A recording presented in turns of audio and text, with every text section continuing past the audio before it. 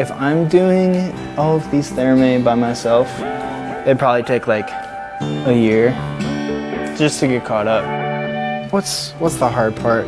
Basically just making it so that the pedal is like biased right and has as much headroom as it can get. Analog delays just kind of have like a limit of how much signal they can take before they clip and get farty and gross. How many you got left to go? Like 1,000. Yeah. So not too bad, but still like 1,000 delay pedals that are like pretty hard to calibrate, and we've tried training people in to do it before, and it's worked to a degree, but it is kind of like this confusing, it's a slog, yeah, it's just hard.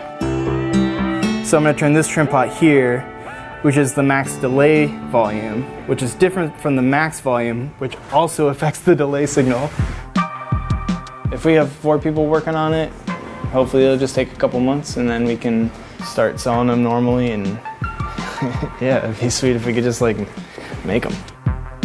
There are a million steps to this, so we like sat down and wrote out this document, every detail about it, to where we're like, you do this because of this, and it may look like this, but in case it doesn't look like this, you need to check this, and if that doesn't work, clip this and start over.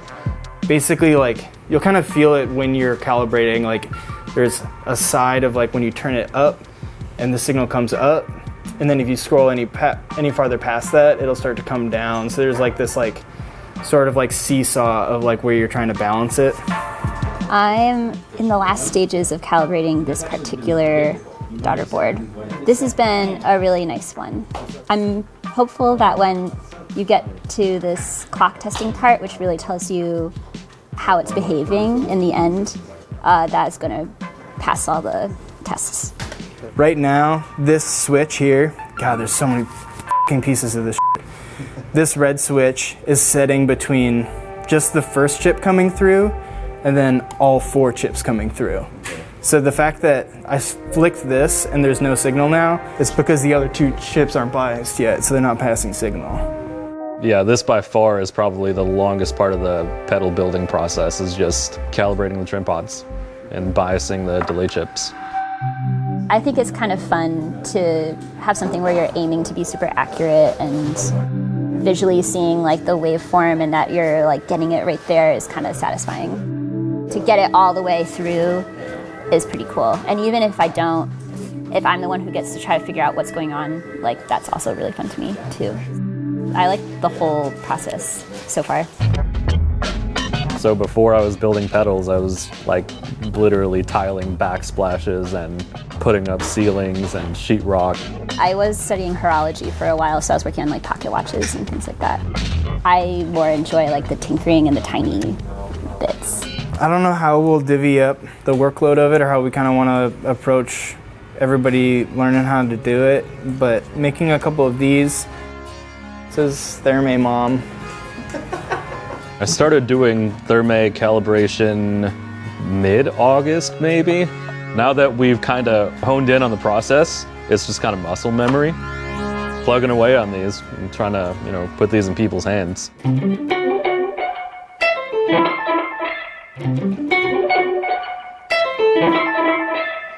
There are ways to use Thermae where it's predictable and you can play along with it. It doesn't just do randomized pitch shifts.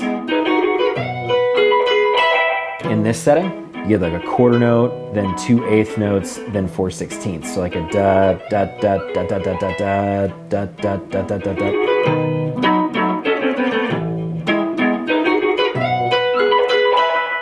When you go up a fifth, obviously you get a jump up of a fifth, but it's less obvious what the rhythm's gonna do. And it actually does like a dotted eighth note kind of thing. So in this setting, we'll have a da da da da da da da da da da da da kind of a feeling.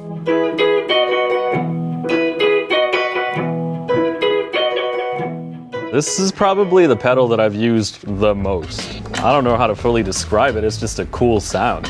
And if you don't like any of the pitch shifting stuff, it's still a really cool analog delay. I love Thermae. I think it's so good.